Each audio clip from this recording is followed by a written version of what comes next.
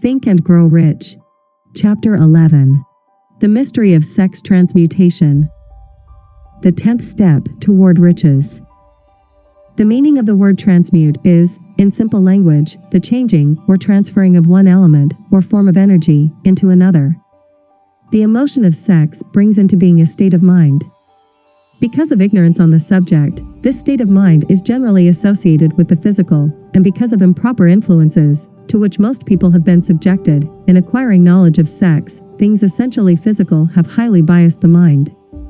The emotion of sex has back of it the possibility of 3 constructive potentialities. They are: 1. The perpetuation of mankind. 2. The maintenance of health. As a therapeutic agency, it has no equal. 3. The transformation of mediocrity into genius through transmutation. Sex transmutation is simple and easily explained. It means the switching of the mind from thoughts of physical expression to thoughts of some other nature. Sex desire is the most powerful of human desires. When driven by this desire, men develop keenness of imagination, courage, willpower, persistence, and creative ability unknown to them at other times. So strong and impelling is the desire for sexual contact that men freely run the risk of life and reputation to indulge it. When harnessed and redirected along other lines, this motivating force maintains all of its attributes of keenness of imagination, courage, etc., which may be used as powerful creative forces in literature, art, or in any other profession or calling, including, of course, the accumulation of riches. The transmutation of sex energy calls for the exercise of willpower, to be sure, but the reward is worth the effort.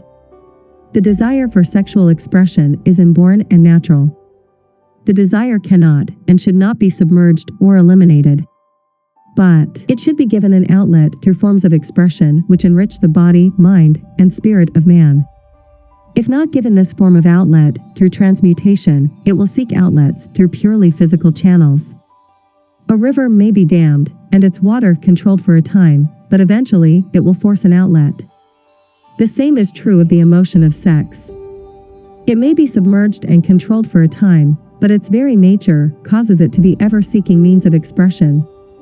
If it is not transmuted into some creative effort, it will find a less worthy outlet. Fortunate, indeed, is the person who has discovered how to give sex emotion an outlet through some form of creative effort, for he has, by that discovery, lifted himself to the status of a genius. Scientific research has disclosed these significant facts. 1. The men of greatest achievement are men with highly developed sex natures, men who have learned the art of sex transmutation. 2. The men who have accumulated great fortunes and achieved outstanding recognition in literature, art, industry, architecture, and the professions were motivated by the influence of a woman. The research from which these astounding discoveries were made went back through the pages of biography and history for more than 2,000 years. Wherever there was evidence available in connection with the lives of men and women of great achievement, it indicated most convincingly that they possessed highly developed sex natures. The emotion of sex is an irresistible force, against which there can be no such opposition as an immovable body. When driven by this emotion, men become gifted with a superpower for action. Understand this truth, and you will catch the significance of the statement that sex transmutation will lift one to the status of a genius. The emotion of sex contains the secret of creative ability. Destroy the sex glands, whether in man or beast, and you have removed the major source of action. For proof of this, observe what happens to any animal after it has been castrated. A bull becomes as docile as a cow after it has been altered sexually. Sex alteration takes out of the male, whether man or beast, all the fight that was in him. Sex alteration of the female has the same effect. The 10 mind stimuli. The human mind responds to stimuli, through which it may be keyed up to high rates of vibration, known as enthusiasm, creative imagination, intense desire, etc. The stimuli to which the mind responds most freely are: 1. The desire for sex expression. 2. Love. 3. A burning desire for fame, power, or financial gain, money. 4. Music. 5. Friendship, between either those of the same sex or those of the opposite sex. 6. A mastermind alliance based upon the harmony of 2 or more people who ally themselves for spiritual or temporal advancement. 7. Mutual suffering, such as that experienced by people who are persecuted. 8. Autosuggestion. 9. Fear. 10. Narcotics and alcohol. The desire for sex expression comes at the head of the list of stimuli, which most effectively step up the vibrations of the mind and start the wheels of physical action. 8 of these stimuli are natural and constructive. 2 are destructive. The list is here presented for the purpose of enabling you to make a comparative study of the major sources of mind stimulation. From this study, it will be readily seen that the emotion of sex is, by great odds, the most intense and powerful of all mind stimuli. This comparison is necessary as a foundation for proof of the statement that transmutation of sex energy may lift one to the status of a genius. Let us find out what constitutes a genius. Some wiseacre has said that a genius is a man who wears long hair, eats queer food, lives alone, and serves as a target for the joke makers. A better definition of a genius is a man who has discovered how to increase the vibrations of thought to the point where he can freely communicate with sources of knowledge not available through the ordinary rate of vibration of thought. The person who thinks will want to ask some questions concerning this definition of genius. The first question will be, how may one communicate with sources of knowledge which are not available through the ordinary rate of vibration of thought? The next question will be, are there known sources of knowledge which are available only to genii, and if so, what are these sources, and exactly how may they be reached? We shall offer proof of the soundness of some of the more important statements made in this book, or at least we shall offer evidence through which you may secure your own proof through experimentation, and in doing so, we shall answer both of these questions. Genius is developed through the sixth sense. The reality of a sixth sense has been fairly well established. This sixth sense is creative imagination. The faculty of creative imagination is one which the majority of people never use during an entire lifetime, and if used at all, it usually happens by mere accident. A relatively small number of people use, with deliberation and purpose of forethought, the faculty of creative imagination. Those who use this faculty voluntarily, and with understanding of its functions, are genii. The faculty of creative imagination is the direct link between the finite mind of man and infinite intelligence. Also called revelations, referred to in the realm of religion, and all discoveries of basic or new principles in the field of invention, take place through the faculty of creative imagination. When ideas or concepts flash into one's mind, through what is popularly called a hunch, they come from one or more of the following sources. 1. Infinite intelligence. 2. One's subconscious mind, wherein is stored every sense impression and thought impulse which ever reached the brain through any of the 5 senses. 3. From the mind of some other person who has just released the thought, or picture of the idea or concept, through conscious thought, or 4. From the other person's subconscious storehouse. There are no other known sources from which inspired ideas or hunches may be received. The creative imagination functions best when the mind is vibrating, due to some form of mind stimulation at an exceedingly high rate. That is, when the mind is functioning at a rate of vibration higher than that of ordinary, normal thought. When brain action has been stimulated through one or more of the 10 mind stimulants, it has the effect of lifting the individual far above the horizon of ordinary thought and permits him to envision distance, scope, and quality of thoughts not available on the lower plane, such as that occupied while one is engaged in the solution of the problems of business and professional routine. When lifted to this higher level of thought, through any form of mind stimulation, an individual occupies, relatively, the same position as one who has ascended in an airplane to a height from which he may see over and beyond the horizon line which limits his vision, while on the ground. Moreover, while on this higher level of thought, the individual is not hampered or bound by any of the stimuli which circumscribe and limit his vision while wrestling with the problems of gaining the 3 basic necessities of food, clothing, and shelter. He is in a world of thought in which the ordinary, workaday thoughts have been as effectively removed as are the hills and valleys and other limitations of physical vision when he rises in an airplane. While on this exalted plane of thought, the creative faculty of the mind is given freedom for action. The way has been cleared for the sixth sense to function. It becomes receptive to ideas, which could not reach the individual under any other circumstances. The sixth sense is the faculty which marks the difference between a genius and an ordinary individual. The creative faculty becomes more alert and receptive to vibrations, originating outside the individual's subconscious mind, the more this faculty is used, and the more the individual relies upon it and makes demands upon it for thought impulses. This faculty can be cultivated and developed only through use. That which is known as one's conscience operates entirely through the faculty of the sixth sense. The great artists, writers, musicians, and poets become great because they acquire the habit of relying upon the still small voice which speaks from within, through the faculty of creative imagination. It is a fact well known to people who have keen imaginations that their best ideas come through so-called hunches. There is a great orator who does not attain to greatness until he closes his eyes and begins to rely entirely upon the faculty of creative imagination. When asked why he closed his eyes just before the climaxes of his oratory, he replied, "I do it because then I speak through ideas which come to me from within." One of America's most successful and best-known financiers followed the habit of closing his eyes for 2 or 3 minutes before making a decision. When asked why he did this, he replied, "With my eyes closed, I am able to draw upon a source of superior intelligence." The late Dr. Elmer R. Gates of Chevy Chase, Maryland, created more than 200 useful patents, many of them basic, through the process of cultivating and using the creative faculty. His method is both significant and interesting to one interested in attaining to the status of genius, in which category Dr. Gates unquestionably belonged. Dr. Gates was one of the really great, though less publicized scientists of the world. In his laboratory, he had what he called his personal communication room. It was practically soundproof, and so arranged that all light could be shut out. It was equipped with a small table, on which he kept a pad of writing paper. In front of the table, on the wall, was an electric push-button which controlled the lights. When Dr. Gates desired to draw upon the forces available to him through his creative imagination, he would go into this room, seat himself at the table, shut off the lights, and concentrate upon the known factors of the invention on which he was working, remaining in that position until ideas began to flash into his mind in connection with the unknown factors of the invention.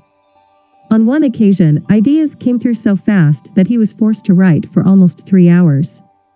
When the thoughts stopped flowing, and he examined his notes, he found they contained a minute description of principles which bade not a parallel among the known data of the scientific world.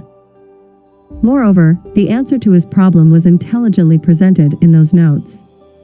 In this manner, Dr. Gates completed over 200 patents, which had been begun, but not completed, by half-baked brains. Evidence of the truth of this statement is in the United States Patent Office. Dr. Gates earned his living by sitting for ideas for individuals and corporations. Some of the largest corporations in America paid him substantial fees, by the hour, for sitting for ideas. The reasoning faculty is often faulty, because it is largely guided by one's accumulated experience. Not all knowledge, which one accumulates through experience, is accurate. Ideas received through the creative faculty are much more reliable, for the reason that they come from sources more reliable than any which are available to the reasoning faculty of the mind. The major difference between the genius and the ordinary crank inventor may be found in the fact that the genius works through his faculty of creative imagination, while the crank knows nothing of this faculty. The scientific inventor, such as Mr. Edison and Dr. Gates, makes use of both the synthetic and the creative faculties of imagination. For example, the scientific inventor, or genius, begins an invention by organizing and combining the known ideas, or principles accumulated through experience, through the synthetic faculty, the reasoning faculty. If he finds this accumulated knowledge to be insufficient for the completion of his invention, he then draws upon the sources of knowledge available to him through his creative faculty. The method by which he does this varies with the individual, but this is the sum and substance of his procedure. 1. He stimulates his mind so that it vibrates on a higher than average plane, using one or more of the 10 mind stimulants or some other stimulant of his choice. 2. He concentrates upon the known factors, the finished part of his invention, and creates in his mind a perfect picture of unknown factors, the unfinished part of his invention. He holds this picture in mind until it has been taken over by the subconscious mind, then relaxes by clearing his mind of all thought, and waits for his answer to flash into his mind. Sometimes the results are both definite and immediate. At other times, the results are negative, depending upon the state of development of the sixth sense, or creative faculty. Mr. Edison tried out more than 10,000 different combinations of ideas through the synthetic faculty of his imagination before he tuned in through the creative faculty and got the answer which perfected the incandescent light. His experience was similar when he produced the talking machine. There is plenty of reliable evidence that the faculty of creative imagination exists. This evidence is available through accurate analysis of men who have become leaders in their respective callings, without having had extensive educations. Lincoln was a notable example of a great leader who achieved greatness through the discovery and use of his faculty of creative imagination. He discovered and began to use this faculty as the result of the stimulation of love which he experienced after he met in Rutledge, a statement of the highest significance in connection with the study of the source of genius. The pages of history are filled with the records of great leaders whose achievements may be traced directly to the influence of women who aroused the creative faculties of their minds through the stimulation of sex desire. Napoleon Bonaparte was one of these. When inspired by his first wife, Josephine, he was irresistible and invincible. When his better judgment or reasoning faculty prompted him to put Josephine aside, he began to decline. His defeat and St. Helena were not far distant. If good taste would permit, we might easily mention scores of men, well known to the American people, who climbed to great heights of achievement under the stimulating influence of their wives, only to drop back to destruction. After money and power went to their heads, and they put aside the old wife for a new one. Napoleon was not the only man to discover that sex influence, from the right source, is more powerful than any substitute of expediency, which may be created by mere reason. The human mind responds to stimulation. Among the greatest and most powerful of these stimuli is the urge of sex. When harnessed and transmuted, this driving force is capable of lifting men into that higher sphere of thought which enables them to master the sources of worry and petty annoyance which beset their pathway on the lower plane. Unfortunately, only the genii have made the discovery. Others have accepted the experience of sex urge, without discovering one of its major potentialities, a fact which accounts for the great number of others as compared to the limited number of genii. For the purpose of refreshing the memory, in connection with the facts available from the biographies of certain men, we here present the names of a few men of outstanding achievement, each of whom was known to have been of a highly sexed nature. The genius which was theirs undoubtedly found its source of power in transmuted sex energy. George Washington, Napoleon Bonaparte, William Shakespeare, Abraham Lincoln, Ralph Waldo Emerson, Robert Burns, Thomas Jefferson, Albert Hubbard, Albert H. Gary, Oscar Wilde, Woodrow Wilson, John H. Patterson, Andrew Jackson, Enrico Caruso. Your own knowledge of biography will enable you to add to this list. Find, if you can, a single man in all history of civilization who achieved outstanding success in any calling, who was not driven by a well-developed sex nature. If you do not wish to rely upon biographies of men not now living, take inventory of those whom you know to be men of great achievement, and see if you can find one among them who is not highly sexed. Sex energy is the creative energy of all genii. There never has been, and never will be, a great leader, builder, or artist lacking in this driving force of sex. Surely no one will misunderstand these statements to mean that all who are highly sexed are genii. Man attains to the status of a genius only when, and if, he stimulates his mind so that it draws upon the forces available through the creative faculty of the imagination. Chief among the stimuli with which this stepping up of the vibrations may be produced is sex energy. The mere possession of this energy is not sufficient to produce a genius. The energy must be transmuted from desire for physical contact into some other form of desire and action before it will lift one to the status of a genius. Far from becoming genii, because of great sex desires, the majority of men lower themselves, through misunderstanding and misuse of this great force, to the status of the lower animals. Why men seldom succeed before 40. I discovered, from the analysis of over 25,000 people, that men who succeed in an outstanding way seldom do so before the age of 40, and more often they do not strike their real pace until they are well beyond the age of 50. This fact was so astounding that it prompted me to go into the study of its cause most carefully, carrying the investigation over a period of more than 12 years.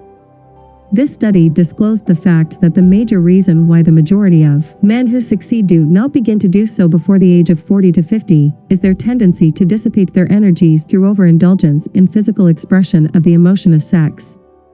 The majority of men never learn that the urge of sex has other possibilities, which far transcend in importance that of mere physical expression. The majority of those who make this discovery do so after having wasted many years at a period when the sex energy is at its height, prior to the age of 45 to 50. This usually is followed by noteworthy achievement.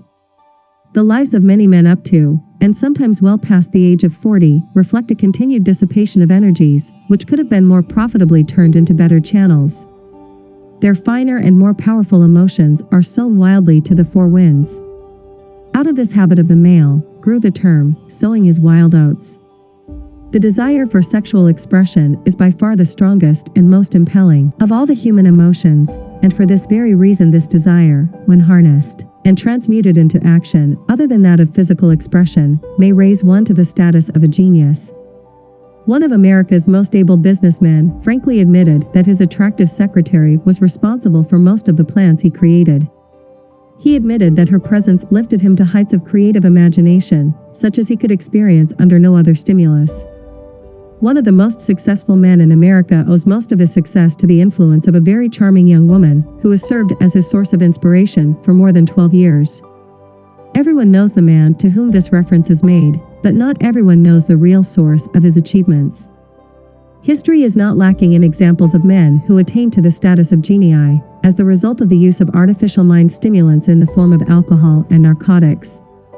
Edgar Allan Poe wrote The Raven while under the influence of liquor, dreaming dreams that mortal never dared to dream before. James Whitcomb Riley did his best writing while under the influence of alcohol. Perhaps it was thus he saw the ordered intermingling of the real and the dream, the mill above the river, and the mist above the stream. Robert Burns wrote best, "When intoxicated, for auld lang syne, my dear, we'll take a cup of kindness yet, for auld lang syne." But let it be remembered that many such men have destroyed themselves in the end. Nature has prepared her own potions with which men may safely stimulate their minds so they vibrate on a plane that enables them to tune into fine and rare thoughts which come from no man knows where. No satisfactory substitute for nature's stimulants has ever been found.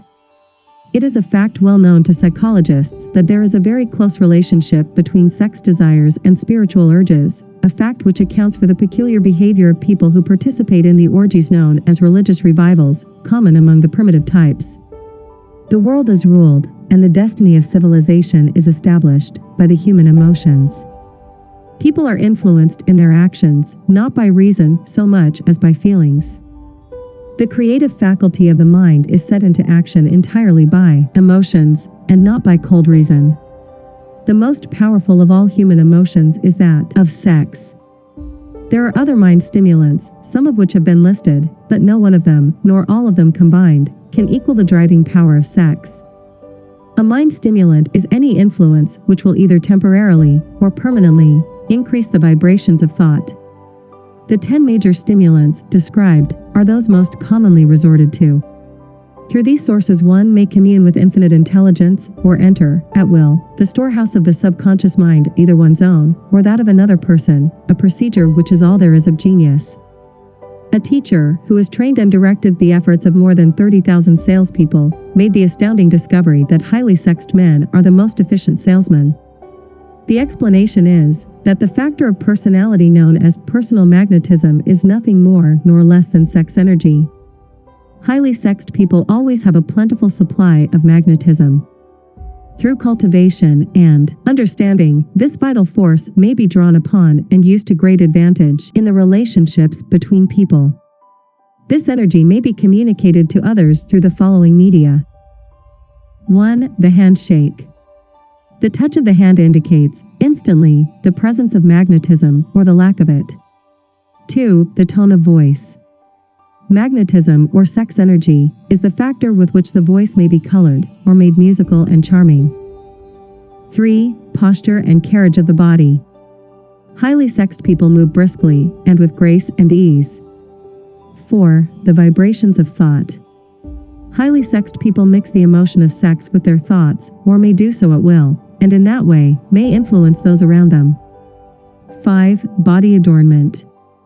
People who are highly sexed are usually very careful about their personal appearance. They usually select clothing of a style becoming to their personality, physique, complexion, etc. When employing salesmen, the more capable sales manager looks for the quality of personal magnetism as the first requirement of a salesman. People who lack sex energy will never become enthusiastic nor inspire others with enthusiasm, and enthusiasm is one of the most important requisites in salesmanship, no matter what one is selling. The public speaker, orator, preacher, lawyer, or salesman who is lacking in sex energy is a flop, as far as being able to influence others is concerned. Couple with this the fact that most people can be influenced only through an appeal to their emotions, and you will understand the importance of sex energy as a part of the salesman's native ability. Master salesmen attain the status of mastery in selling because they either consciously or unconsciously transmute the energy of sex into sales enthusiasm. In this statement may be found a very practical suggestion as to the actual meaning of sex transmutation. The salesman who knows how to take his mind off the subject of sex and direct it in sales effort with as much enthusiasm and determination as he would apply to its original purpose has acquired the art of sex transmutation, whether he knows it or not. The majority of salesmen who transmute their sex energy do so without being in the least aware of what they are doing or how they are doing it. Transmutation of sex energy calls for more willpower than the average person cares to use for this purpose. Those who find it difficult to summon willpower sufficient for transmutation may gradually acquire this ability. Though this requires willpower, the reward for the practice is more than worth the effort. The entire subject of sex is one with which the majority of people appear to be unpardonably ignorant. The urge of sex has been grossly misunderstood, slandered, and burlesqued by the ignorant and the evil-minded for so long that the very word sex is seldom used in polite society. Men and women who are known to be blessed, yes, blessed, with highly sex natures, are usually looked upon as being people who will bear watching. Instead of being called blessed, they are usually called cursed. Millions of people, even in this age of enlightenment, have inferiority complexes, which they developed because of this false belief that a highly sexed nature is a curse. These statements of the virtue of sex energy should not be construed as justification for the libertine. The emotion of sex is a virtue only when used intelligently and with discrimination. It may be misused, and often is, to such an extent that it debases, instead of enriches, both body and mind. The better use of this power is the burden of this chapter. It seemed quite significant to the author when he made the discovery that practically every great leader whom he had the privilege of analyzing was a man whose achievements were largely inspired by a woman. In many instances, the woman in the case was a modest, self-denying wife of whom the public had heard but little or nothing. In a few instances, the source of inspiration has been traced to the other woman. Perhaps such cases may not be entirely unknown to you. Intemperance in sex habits is just as detrimental as intemperance in habits of drinking and eating. In this age in which we live, an age which began with the World War, intemperance in habits of sex is common. This orgy of indulgence may account for the shortage of great leaders. No man can avail himself of the forces of his creative imagination while dissipating them. Man is the only creature on earth which violates nature's purpose in this connection. Every other animal indulges its sex nature in moderation and with purpose which harmonizes with the laws of nature. Every other animal responds to the call of sex only in season. Man's inclination is to declare open season. Every intelligent person knows that stimulation in excess, through alcoholic drink and narcotics, is a form of intemperance which destroys the vital organs of the body, including the brain. Not every person knows, however, that overindulgence in sex expression may become a habit as destructive and as detrimental to creative effort as narcotics or liquor.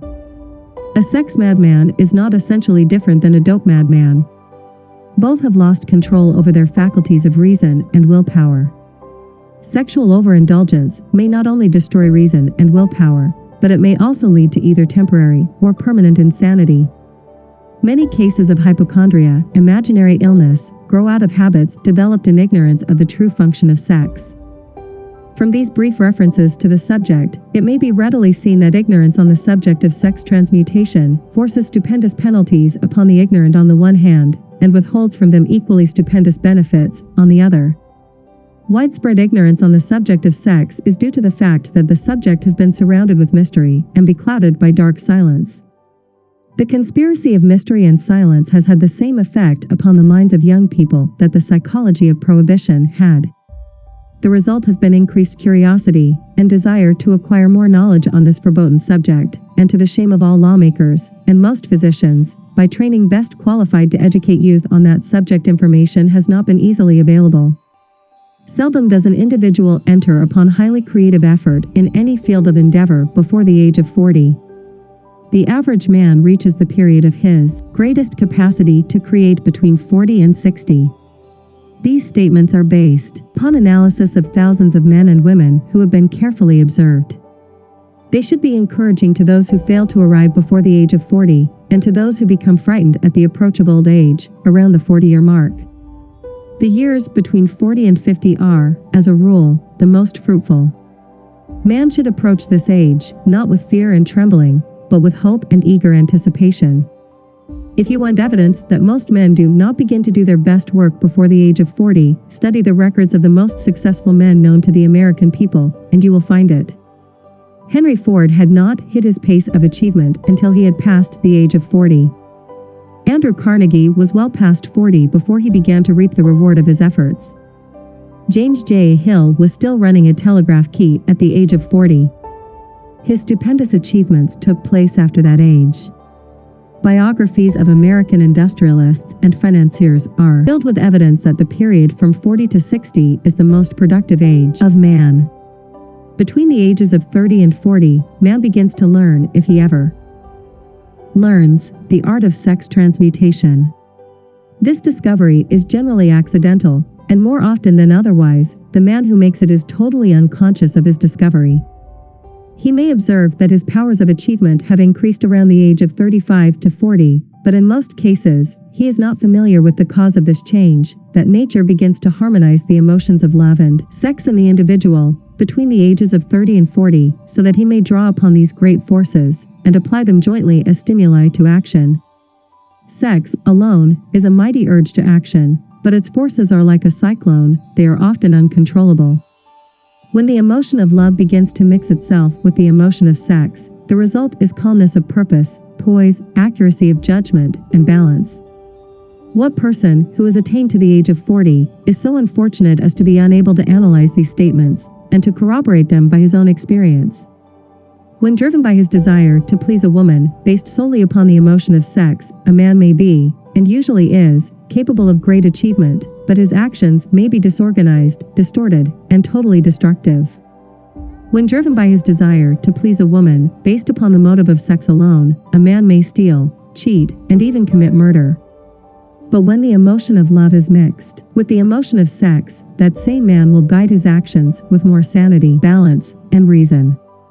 Criminologists have discovered that the most hardened criminals can be reformed through the influence of a woman's love. There is no record of a criminal having been reformed solely through the sex influence. These facts are well known, but their cause is not. Reformation comes, if at all, through the heart, or the emotional side of man, not through his head, or reasoning side. Reformation means a change of heart. It does not mean a change of head. A man may, because of reason, make certain changes in his personal conduct to avoid the consequences of undesirable effects, but genuine reformation comes only through a change of heart, through a desire to change. Love, romance, and sex are all emotions capable of driving men to heights of superachievement. Love is the emotion which serves as a safety valve and ensures balance, poise, and constructive effort. When combined, these three emotions may lift one to an altitude of a genius. There are genii, however, who know but little of the emotion of love. Most of them may be found engaged in some form of action which is destructive, or at least, not based upon justice and fairness toward others. If good taste would permit, a dozen genii could be named in the field of industry and finance who ride ruthlessly over the rights of their fellow men. They seem totally lacking in conscience. The reader can easily supply his own list of such men. The emotions are states of mind. Nature has provided man with a chemistry of the mind which operates in a manner similar to the principles of chemistry of matter.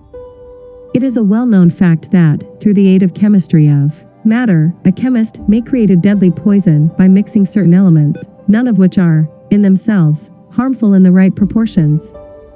The emotions may, likewise, be combined so as to create a deadly poison.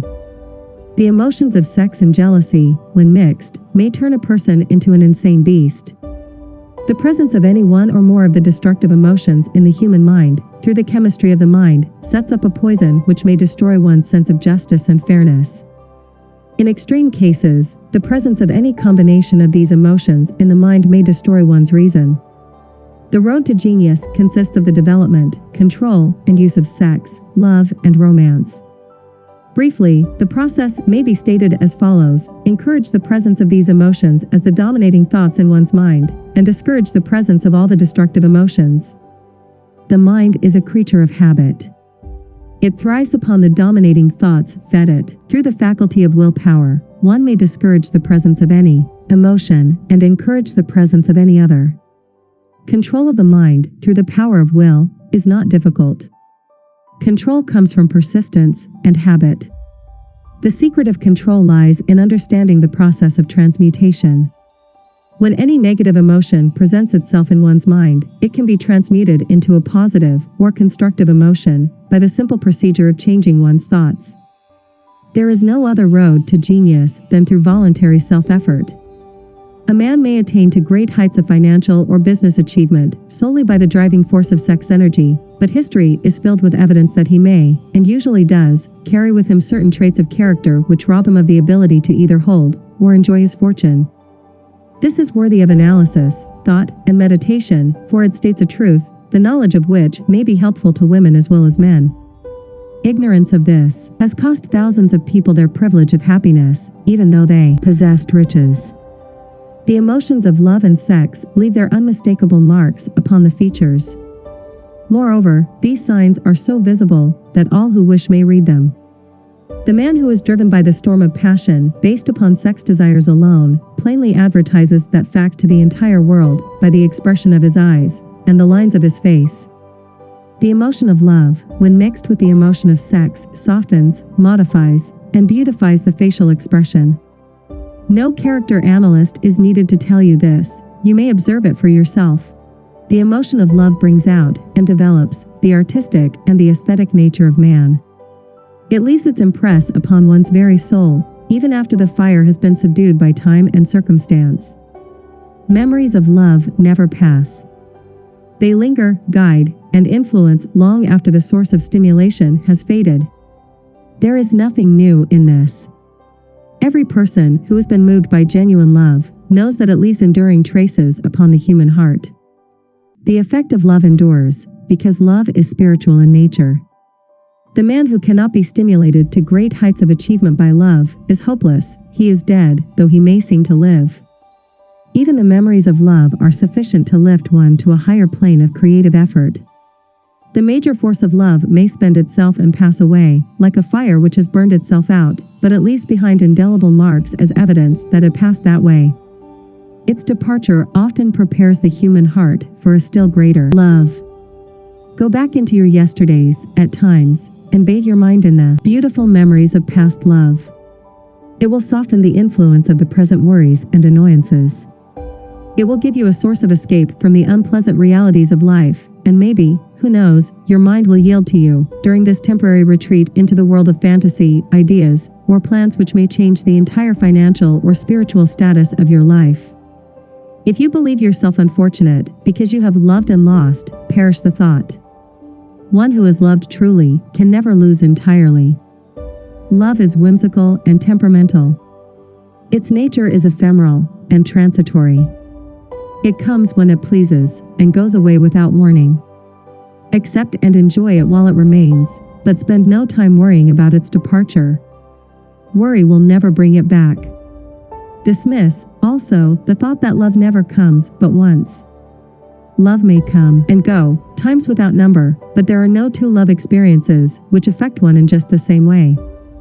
There may be, and there usually is, one love experience which leaves a deeper imprint on the heart than all the others, but all love experiences are beneficial, except to the person who becomes resentful and cynical when love makes its departure. There should be no disappointment over love, and there would be none if people understood the difference between the emotions of love and sex. The major difference is that love is spiritual, while sex is biological.